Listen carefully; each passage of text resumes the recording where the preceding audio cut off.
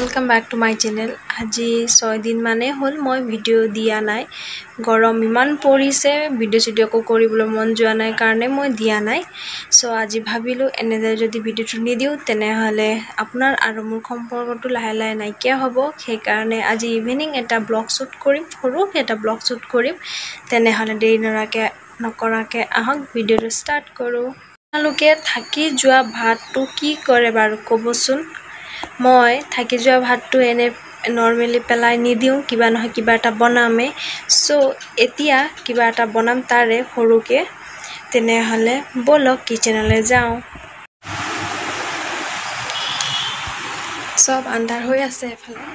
গৰম কেৰাহীত তেল দি দিছো ফাৰ্ষ্টত।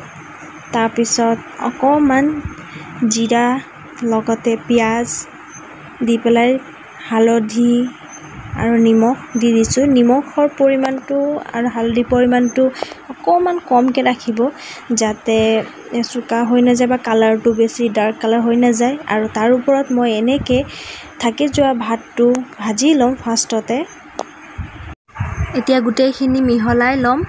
আপোনালোকে লক্ষ্য কৰিছেনে নাই নাজানো, কিন্তু কৈ দিওঁ মই যেটো কেৰাহীত ভাত এতিয়া ভাজি আছো তাত অলৰেডি মই তাত ভাজি থৈছিলো আৰু ভাজিটো কাঢ়ি পেলাই সেইটো কেৰাহীতে ভাতটো ভাজি লৈছো।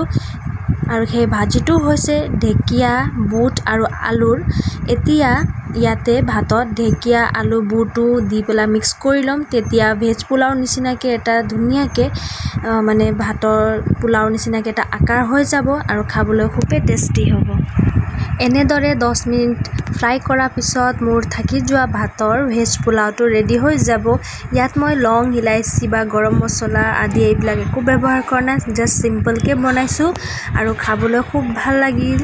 লগতে আপোনালোকৰ ভাতো পেলনি নগল আৰু তাৰ উচিত ব্যৱহাৰো হ'ল। লগতে এয়া চাওকচোন কি ধুনীয়া হৈছে, কালাৰো ধুনীয়া হৈ উঠি আছে আৰু খাবলৈ খুবেই বিৰাটে ভাল হৈছিল।